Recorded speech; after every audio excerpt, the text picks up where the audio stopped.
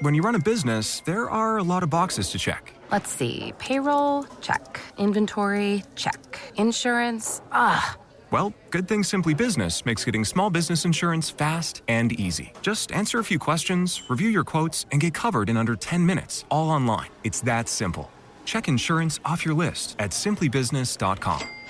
This podcast is sponsored by Talkspace. Last year, I went through many different life changes. I needed to take a pause and examine how I was feeling in the inside to better show up for the ones who need me to be my best version of myself. When you're navigating life's changes, Talkspace can help.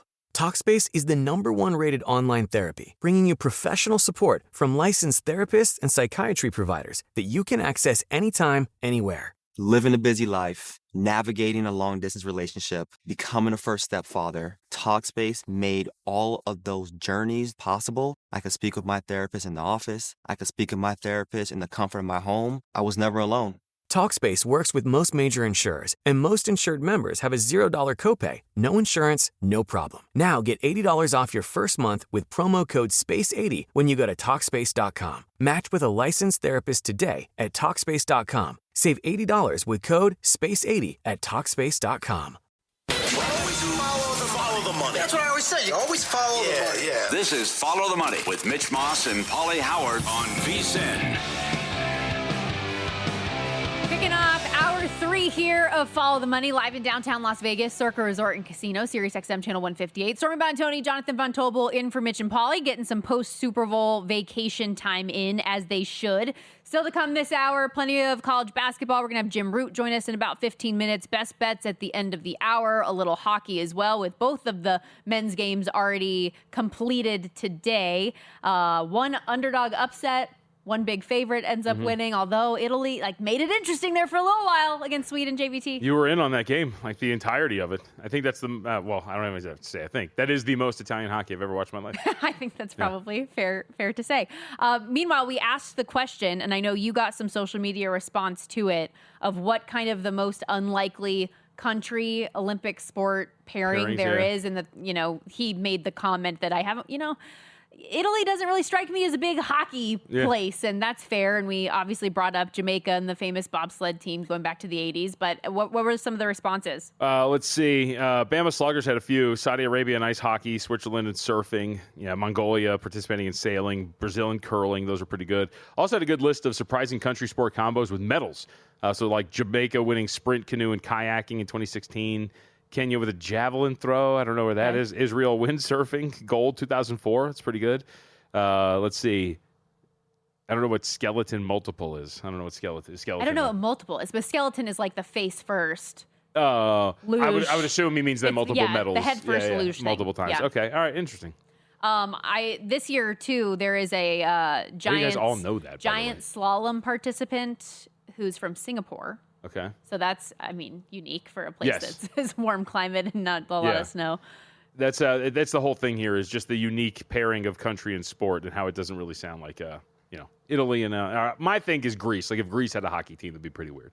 Meanwhile, the fact that the Norwegians lead in the medal count, things like that, some things just make sense when all is said and done. That said, I have been keeping tabs on what. Oh, sorry. That was a thought that was supposed to be not supposed to be out loud. You can't hit an oh boy and not tell us. Well, this Hornets game is down to 2. I know we're going to talk about some basketball, but I was going to see the injury report, because I would assume that means that it's a good injury report for the Atlanta Hawks. We've been waiting, and yes, indeed, Jalen Johnson and Dyson Daniels both available today. So let's get back into the NBA a little bit, because we covered it in hour 1, but it's been a minute. New audience here, and the Hawks and Hornets going head to head after we found out those suspensions coming down for both Charlotte, and Detroit after that fight the other day. So what's kind of the fallout from that for you? I played Atlanta plus 4.5. It was on earlier today on a numbers game talking about this, and the whole thought it started with is, look, you have these suspensions for Charlotte, and yet the market was pricing them before the news of both Jalen Johnson and Dyson Daniels coming down to whether or not they would be available. Still as a team that was nearly power rated the same as they were right before they took in Atlanta over the weekend. I just thought it was too big of a number. And, of course, the added gamble of maybe getting both these guys out there after missing some time earlier this week. So that is indeed the case. We're going to get both out there. there. So good situation there from a numbers standpoint. And we'll see again, Charlotte with those guys, their starting five have been incredible. But it's two of the starting five that now aren't out there of the most efficient lineup in basketball. Net rating of plus 30, offensive rating of nearly 140. These are things that I think are going to be a little different without Moussa Diabate and Miles Bridges out there. You still get your holy trinity of LaMelo Ball, Con Knipple, and Brandon Miller. But without the other pieces there, I just don't know if you're going to be as efficient and should be priced as such, considering how good those starting five have been together. Both Bridges and Diabate suspended for 4 games on the Pistons side of this. Isaiah Stewart, 7-game suspension for him. Jalen Duren, 2. And we've seen a flip of favorites in that game in Toronto, where Detroit was laying 2 initially. They're now a 1.5-point dog. Yeah, I think that also has to do with the suspensions. I mean, your front court rotation gets decimated with the absence of Jalen Duren and Isaiah Stewart. So what do you look like at the center spot is going to be a very big question here. For Toronto, as we know, Colin Murray-Boyle's not going to play out there. That's a loss. Jakob Poeltl, questionable with return to competition reconditioning. But either way, I think it's more about the loss in the front court of 2 vital pieces for Detroit not potentially being available at center. And as you look at that, I mean, at both of these teams, maybe just playing against them and the market moving because you said it, the suspensions came down a little bit later. Yeah. We didn't really get clarity on this until earlier today. So that is going to be, I think, why we see or explain the line move to this point. But that is, I think, worth playing against. When you're talking about one single position getting decimated the way that it is for Detroit, or a starting lineup getting picked apart the way that Charlotte's is. So I don't know if you want anything to do with this game, but I know there's a team involved in it that you're very high on right now. The Cleveland Cavaliers won 9 of their last 10. They're a massive favorite today, and rightfully so, against the Washington Wizards, laying 17.5, 18, depending on where you look right now.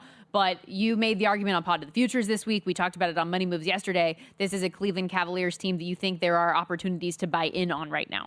I mean, yes, big picture, absolutely. I don't know about this game today. It's well, that's 18 why I say, spread. I use this game to talk more about this team in the big picture. We should know for this game really quickly before we get to the point with the Cleveland Cavaliers that the reason or the name you're looking for here is Alexander Sarr, who is questionable for the Washington Wizards.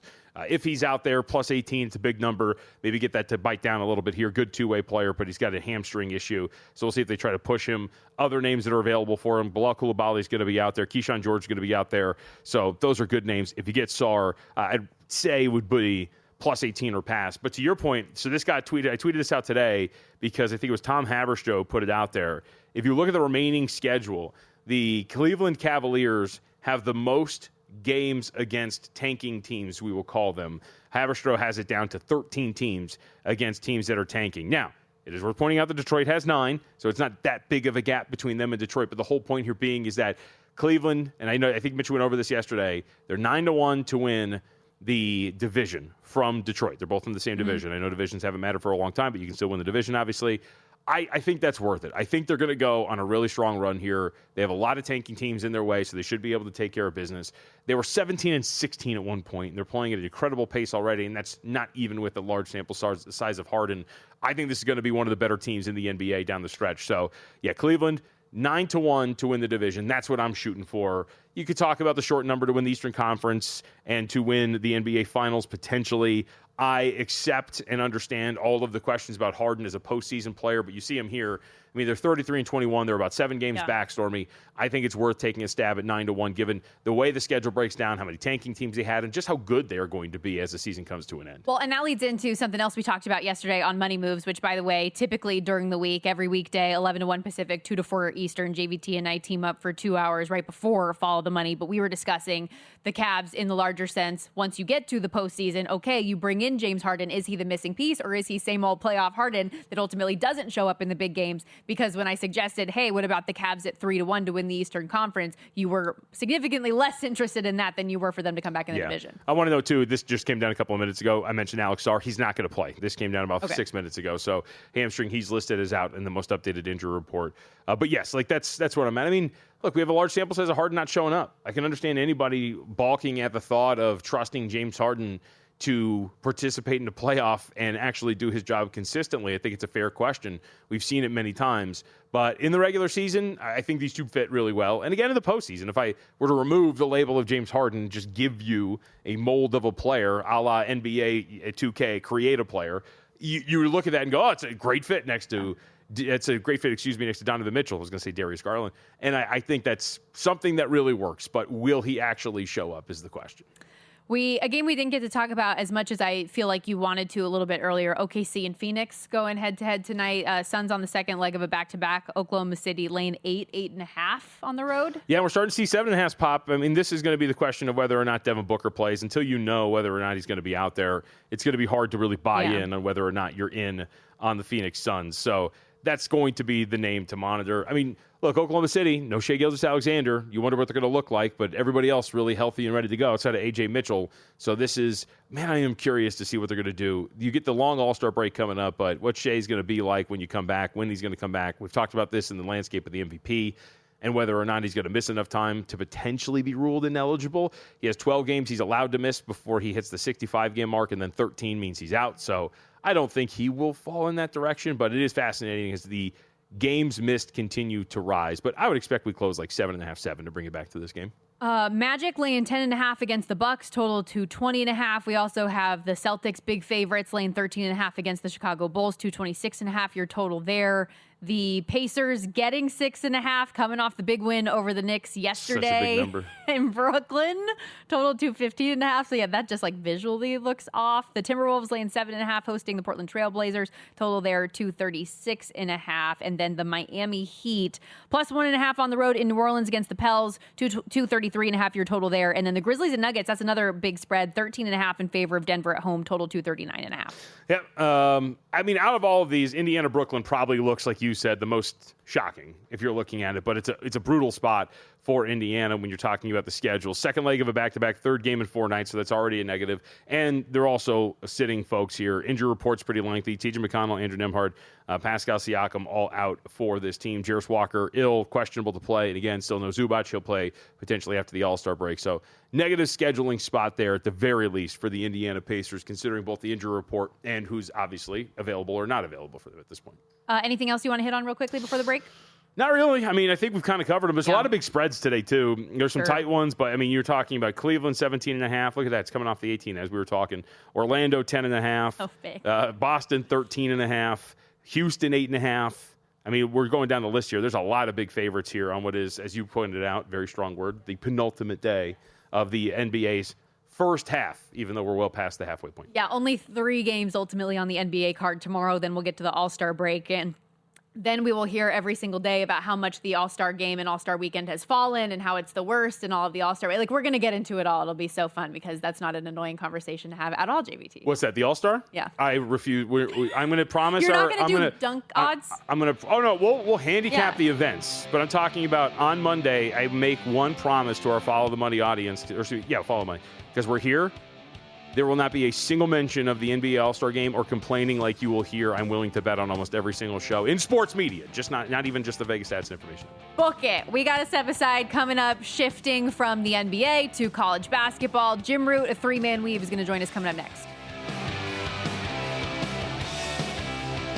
So you're listening to this podcast because you want an edge. But what if I told you you're only halfway there? You've got the mindset. Now it's time to get the toolkit to match. Here's the thing. Pro bettors spend thousands on data and tools, but what they don't want you to know is you can get the same edge for a fraction of the cost with VSiN Pro. With VSiN Pro, you get access to expert picks, public betting data, prop projections, powerful tools, analytics, and more. Tap the link in the description and see why thousands of bettors are already using VSiN Pro to cash more bets. Finding ways to be financially savvy is a smart move, and knowing you could be saving money for the things you really want, like that dream home or new ride, is a great feeling. That's why the State Farm Personal Price Plan can help you save when you choose to bundle home and auto. Bundling, just another way to save with the Personal Price Plan. Prices are based on rating plans that vary by state. Coverage options are selected by the customer. Availability, amount of discounts and savings, and eligibility vary by state. If you thought the Snack Wrap was good before, wait until you get your hands on the all-new Hot Honey Snack Wrap. All the sweetness and heat you can handle, just one bite will have you falling in love all over again. Juicy, sweet, and now with a little kick to bring it all together, if they ask who we do it for, it's for you. So look no further. Hot Honey Sauce is here.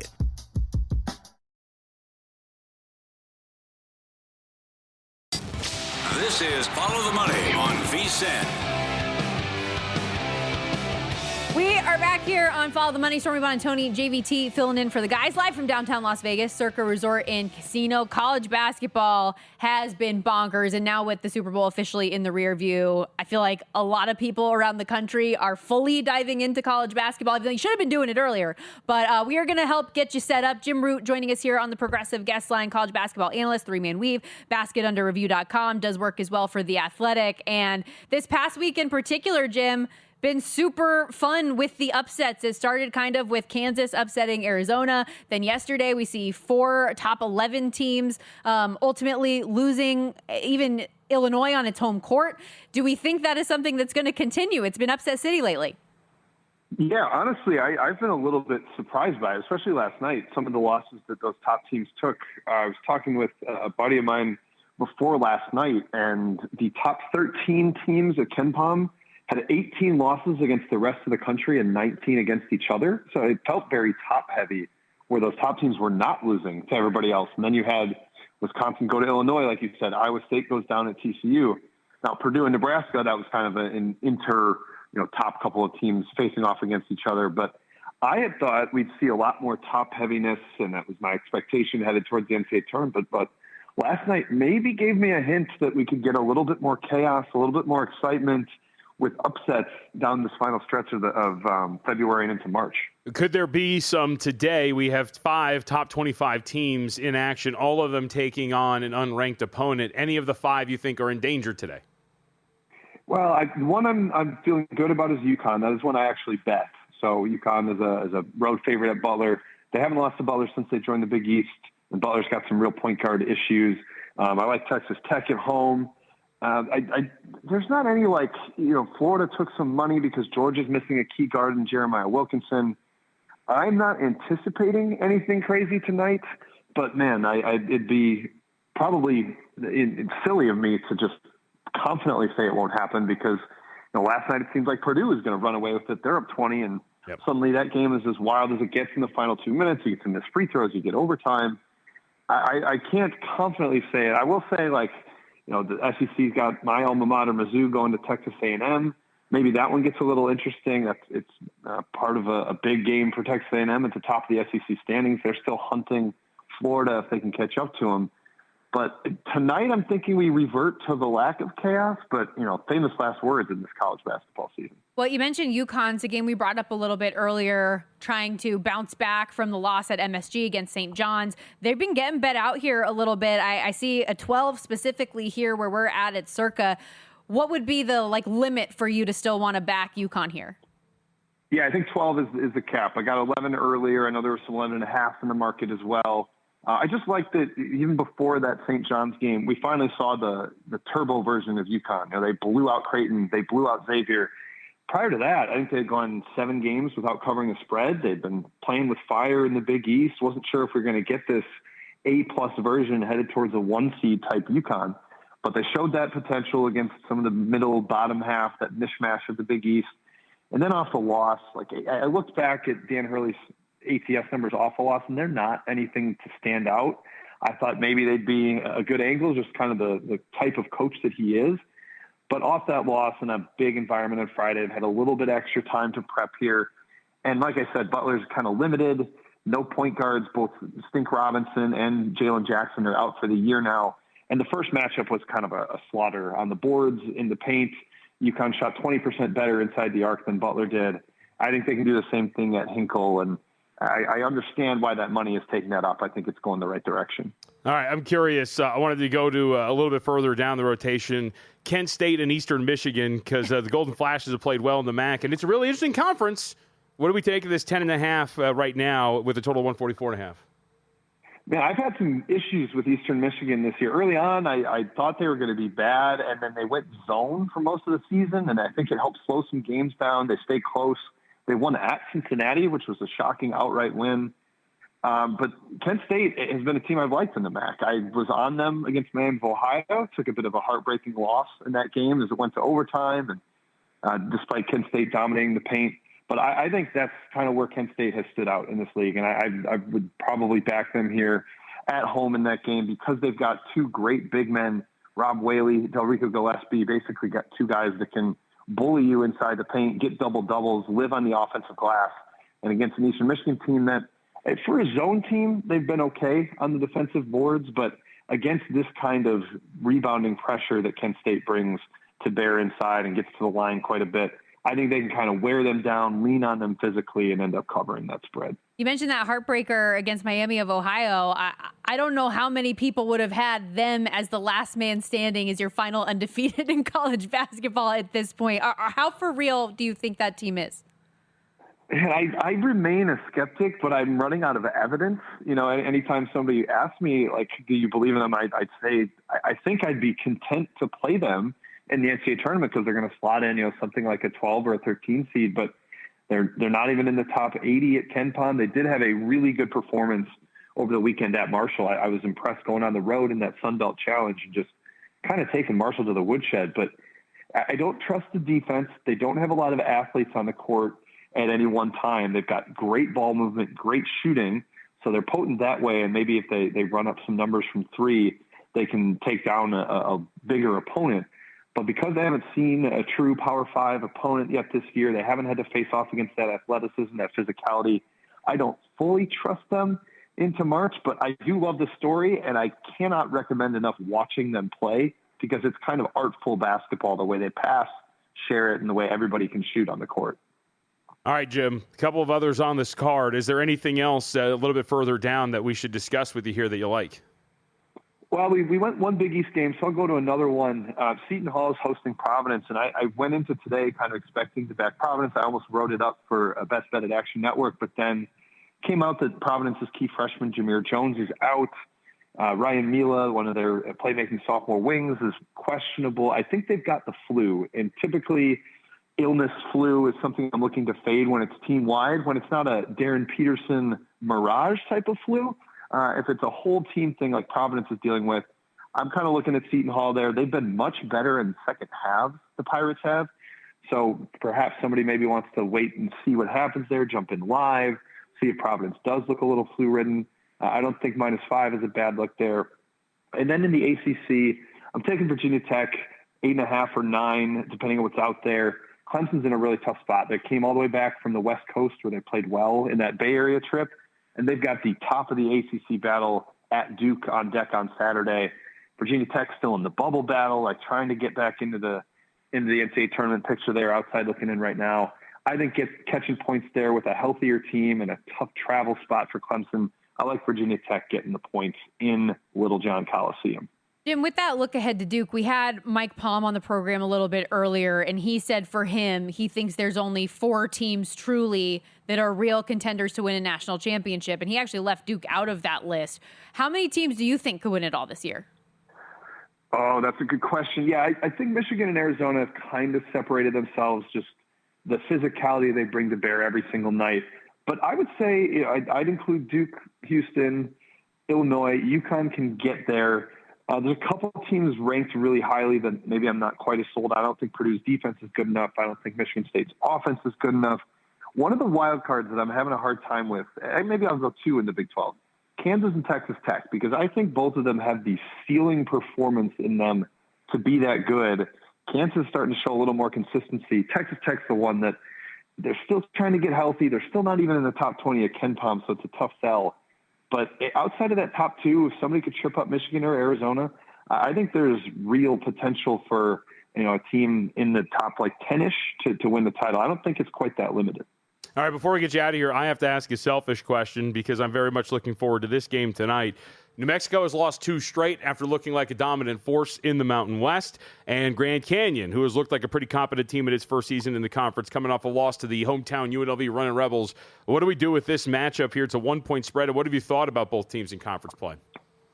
Yeah, I almost bet New Mexico last night, and I looked into it a little more. And Grand Canyon is 7-0 against the spread after a loss this year. They've been really good turning around. I kind of liked the angle New Mexico dominated the first game, ended up winning by 20. It was close for about 30 minutes before they totally pulled away.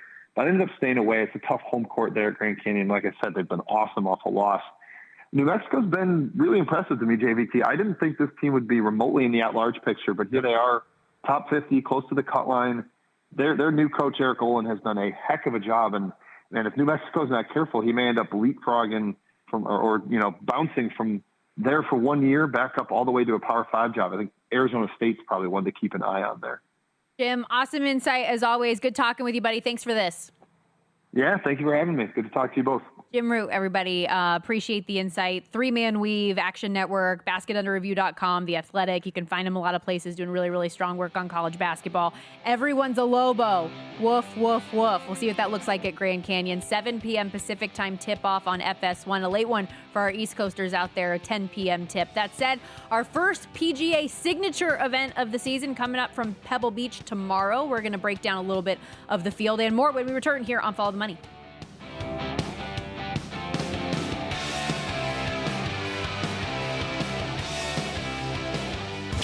This is Follow the Money on VSiN.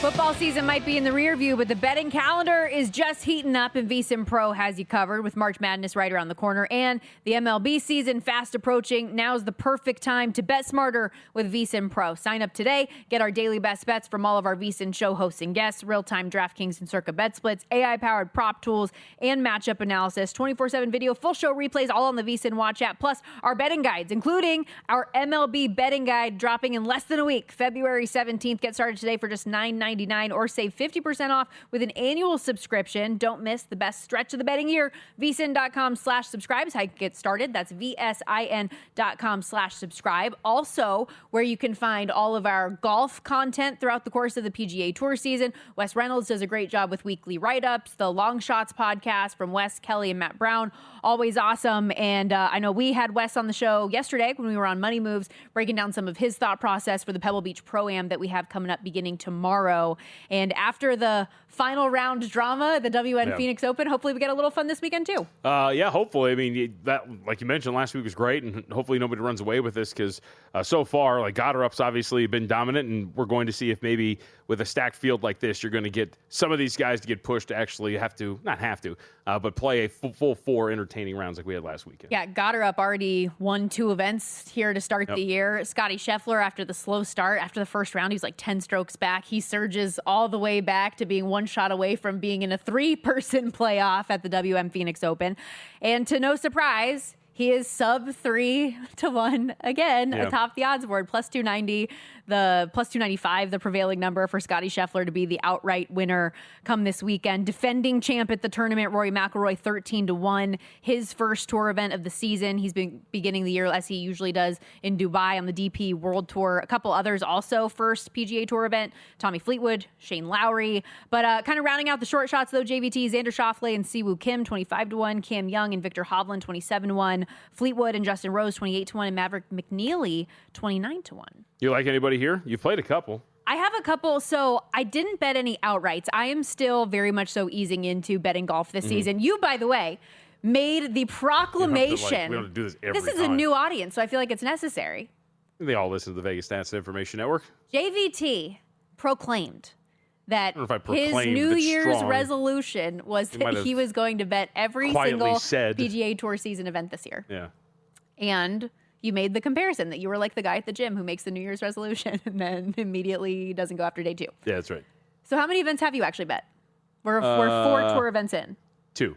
2? Okay. Yeah. Did you bet last week? No. Are you this week? Sure. Yeah, I hate you so much. Yes, sure. Yeah, I did end up playing a couple things, and I know we'll do our in-pocket plays at the end of the show, just like Mitch and Paul do. Does it count? Mitch and I talked about this on Pod of the Futures. I did ask, I added Chris Goddard up at, I have to check, 50-1 to win the Masters. Okay. Does that count for this week? No, but Okay. why did you end up doing that? I mean, like we talked about, Mitch has talked about this on this program, I believe, as well. It's just, look, I think you're trying to find, and I've asked a couple of our golf guests about this too. Yeah. At this time of year, you're trying to find some of these guys that are in such good form that are potentially going to be much shorter by the time we come around to some of these tournaments. And I think Goddard's one of those guys. I mean, his game seems to fit almost every single course. He's obviously in incredible form. And as I had mentioned to Mitch too, and maybe this is the start of this for him, but we see these guys that are in that range of 26 of the PGA Tour every once in a while just get off to these incredible stretches where they just go ripping, and they have like a year and a half where they're at the top of the golf world. And maybe this is the start of it for Goddard, who has been playing some really good golf. So it's kind of a number grab. And after Mitch's great explanation too on our podcast, that made me think, you know what, yeah, let me start adding to the Masters portfolio as well. And yeah, he was the first one. I would say one of my failings as a host here on the network is that I utilize our guests sometimes in selfish fashion. Like when we had Kendall Valenzuela on throughout the course of the season from Fantasy Life, I'm asking selfish questions about my fantasy team or daily fantasy. For golf, and I did this with Wes Reynolds yesterday, asking specifically about a couple players I liked. Unfortunately, he likes them too, in Russell Henley and Victor Hovland. Henley specifically, I played him top 10 at plus 240, top 20 as well at minus 114, top 5 here at PB last year. Very accurate driver, but more importantly for this course, one of the best wedge players in the sport, does well on the shorter courses. I thought this was an interesting stat from BetSperts Golf.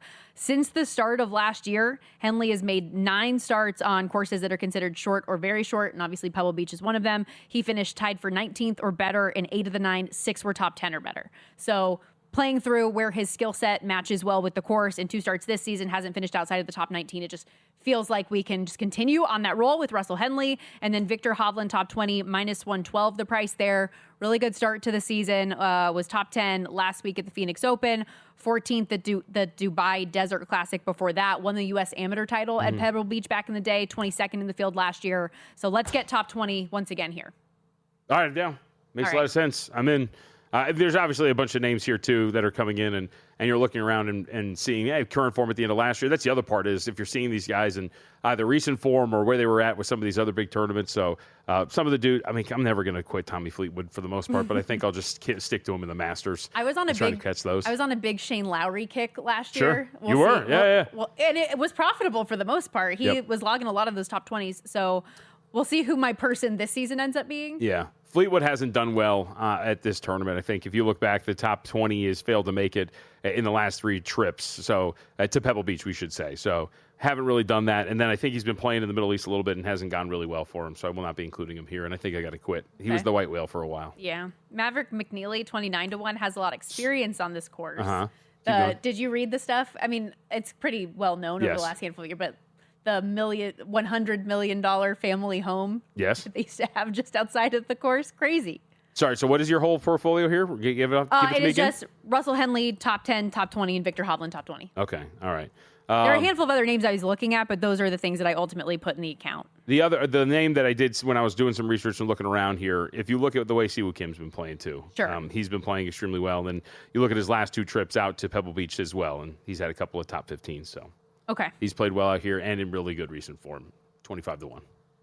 Anything else in college basketball that you would like to get to? I know we talked a lot of NBA today, but I actually would like your thoughts selfishly once again. You asked Jim Root the question about New Mexico and Grand Canyon tonight. That's a game I know we are very pro Mountain West on this show. So what's your thought on that? I mean, I would agree with Jim that this is a big revenge spot for the Lopes here. They played out there in New Mexico at the beginning, middle part of January, and New Mexico ran roughshod over them, 87-64. And you tend to get these revenge bounce backs. These good teams tend to exact that revenge to an extent. It looks like it's going to be a coin flip game as they are only 1.5-point favorites, total at 148.5. And you have the added flip of coming off of, I don't know if you want to call it an embarrassing loss, but you take the entire student section and you fly them out to Las Vegas to play UNLV, and you lose the game outright 80-78 to a UNLV team which has been inconsistent to say the least. Had been riding a 4-game losing streak before you came to town.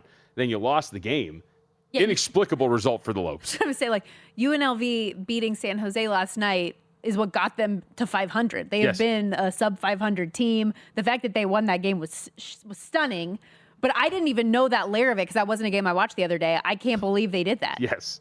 So I think this seems like a pretty good bounce back spot for this team. And for New Mexico as well, look, I got to watch them up close back on the 27th here against UNLV, and their last 2 games have been surprising, to say the least, given what we know about this New Mexico team. The Utah State loss, that one coming at home. They get beat up on defense.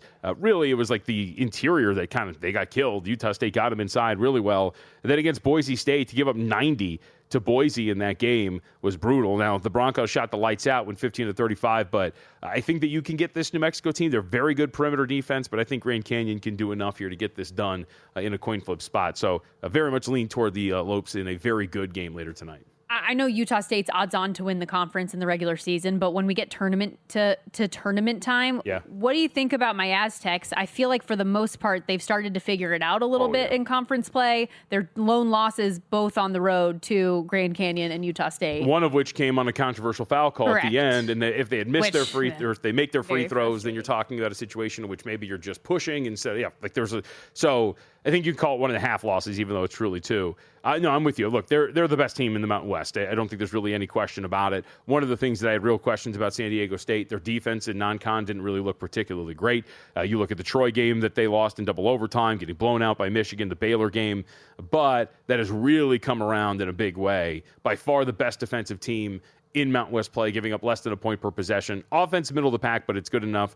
Playing very quietly at a really high pace, getting to their shots inside of the arc. Don't take a ton of shots at the rim, but still a pretty good shooting team for the most part. So I think that there's really no question here that San Diego State is the best team in the Mountain West. Come on, baby. Unfortunately. God, I think we need positive energy on our show. I mean, so sure, but I just thought that, the new Grand Canyon was going to do something here, and that's not going to get there. I just don't like that you keep on saying go Lopes. It makes me uncomfortable. I don't like it. Although it was a good future to add early on in the season. We'll see how it was 11-1 to win the regular season title. So maybe we'll get back in the Mountain West Conference tournament. Utah State which you promised me tickets to. 240 as of right now. Yeah, I got your back as a former MDub employee. I mean, although you get I was going to say you get them anyway. But there's a difference in tickets because if I have a ticket, then I can go drink. If I have a That's true. Every session. But it just means you have to hang out with me also. And so I don't know how you feel about that. On that note, we're going to step aside. Last seggy of the day coming up next with our in-pocket plays. On purpose.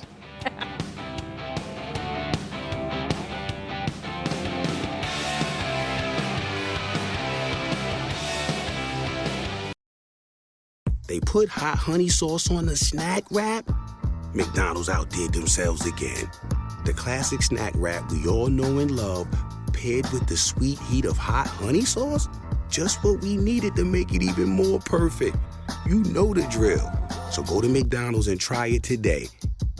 Confronting high credit card debt can feel scary. But the good news is, if you owe $10,000 or more in credit card debt, financial relief options are now available. National Debt Relief is currently offering debt relief designed to reduce what you owe, fast-tracking your way to being debt-free. If you qualify for debt relief, you may be able to pay back significantly less than what you owe and save thousands of dollars.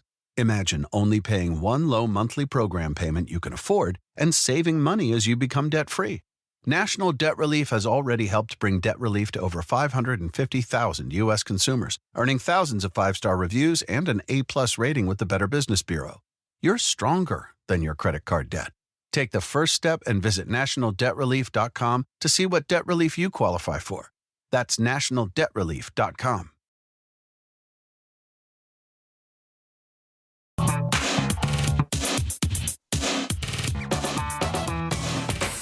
The guy has an algorithm to determine the winner of any given college basketball game. Someone gives you 10,000 to 1 on anything. You take it. Take it. Take it. I bet you $20 I can get you gambling before the end of the day. No way. I'll give you 3-1 odds. Nope. 5-1. Nope. 10-1. You're on. All right, let's get into it. In pocket plays, Stormy Buonantony, JVT filling in for the guys today. All right, grade out what you had yesterday. USA women's puck line, a totally original handicap by your boy here. A plus 140 gets it done. Miami in the catch 'em off a big win spot against North Carolina, catching a point. And then the Clippers plus 8.5. Thank you, Ty Washington, getting a big 3 to get you inside of the number. You mentioned it when we talked about it. That 3 covered all the numbers for the Los Angeles Clippers. What a cover. We'll see if they have another one in store for us later tonight. But good day today, or good day yesterday. Excuse me. Yeah, yesterday. You've been on a nice little stretch. And come on now. I didn't even say anything that deep. I literally sent a text last night that says this stays between us. You know what? You also sent a text that said, thank you, Stormy, for the women's hockey play, and then you just go and do that. I was about to say, don't read nice things. Okay, that's fine. I bet the puck line and the 60-minute line on Team USA women's hockey yesterday, so that comes through. Also, the 2-leg parlay I stole from our own Zach Cohen. Rocket Spurs, that comes through as well. Big day for Victor Wembanyama. I'm kind of want to bet the Spurs again today, but now that it's out to as high as it is against Golden State, I can't get on board with it. Looking ahead to today, where are you going? All right, couple of NBA plays for today. One of them's already moved a lot. We talked about this earlier in the day, talked about it on a numbers game as well. Hawks plus 4.5 against the Charlotte Hornets. And then Jazz, first half against the Sacramento Kings. They've been hearing about it for the last 48 to 72 hours, that they have been an embarrassment, a blight upon the NBA. They'll come out strong. Maybe they'll set everybody in the second half, but I expect a good effort from the Keontae George-less Utah Jazz today. Jazz first half -3.5. All right, looking ahead for me, some of these plays gave out yesterday on money moves, but worth doing once again today because the game's in action for a handful of them, not until tomorrow or looking forward or still available in the market. One of which being specifically tomorrow, the Czech Republic plus 2.5 goals at -105. I think they're a team that could be pretty interesting here. Great top line led by David Pasternak, Tomas Hertl, Martin Hs. Should be able to drive some offense and score.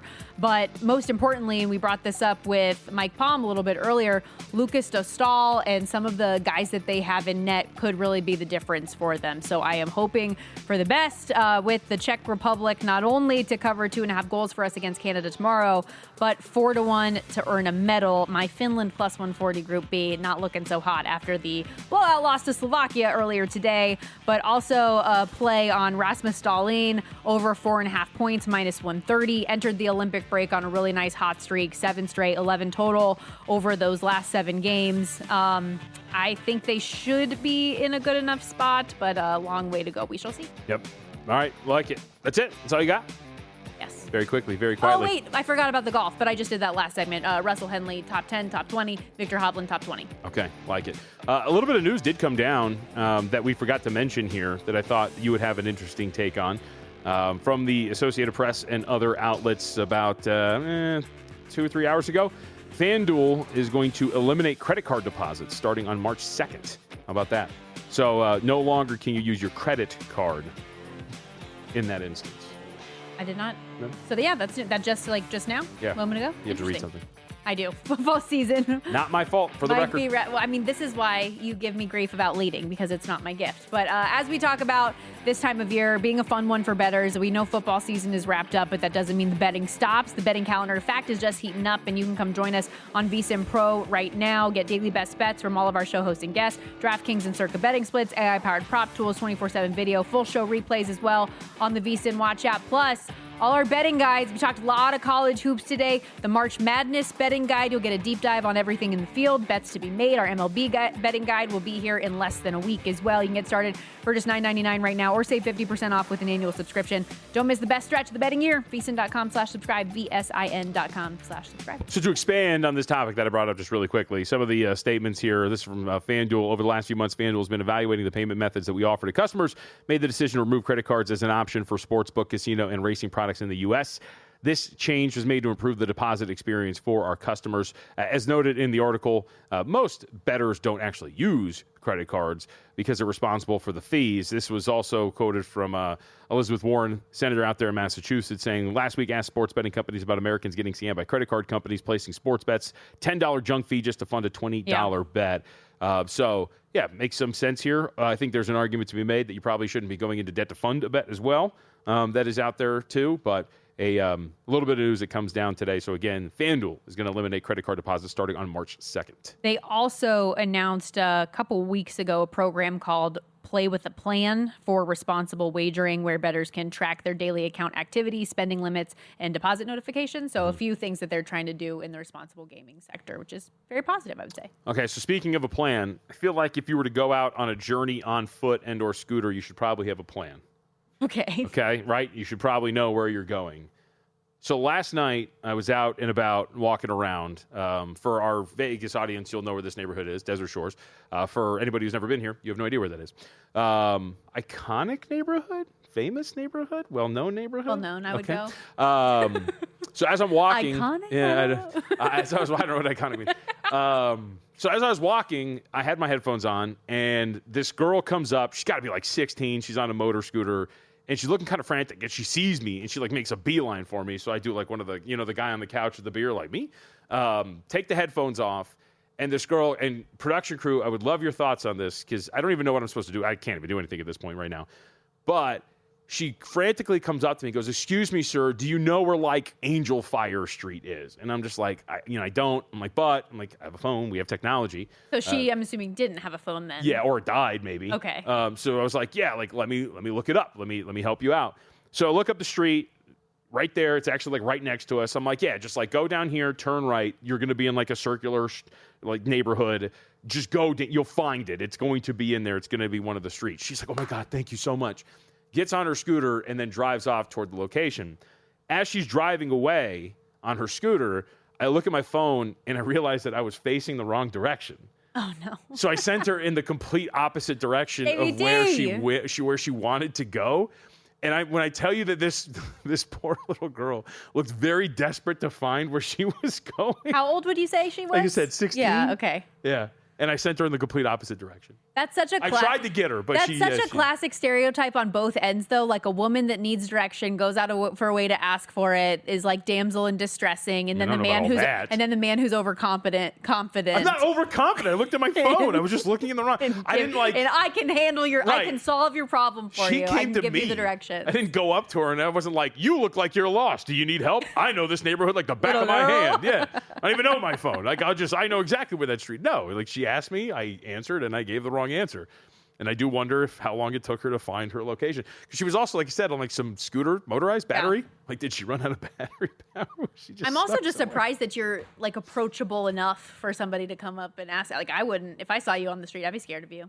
That sounds a lie. I think I'm a very gregarious person. That is a good thing. I have noticed this in Las Vegas, and it makes me very sad because I did not experience this when I lived in Colorado or when I lived in Charlotte, North Carolina.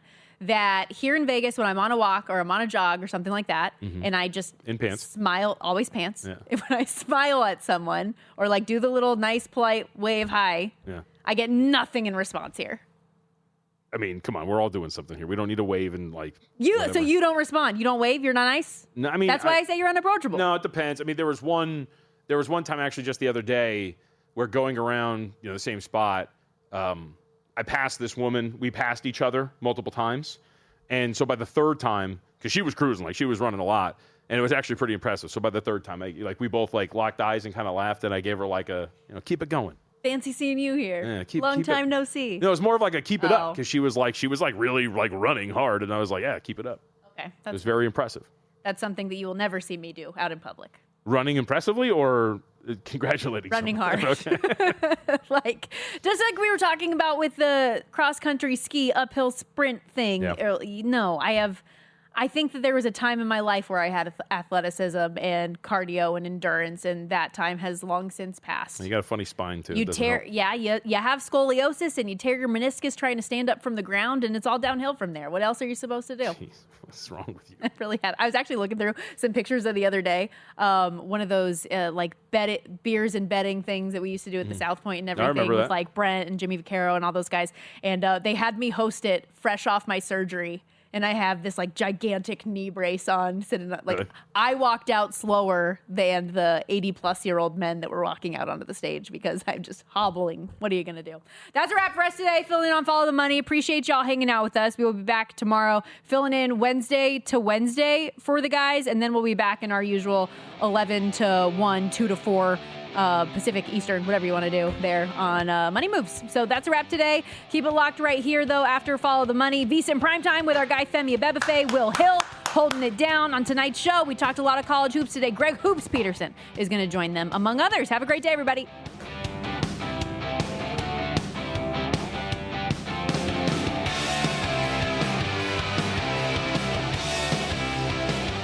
They put hot honey sauce on the snack wrap?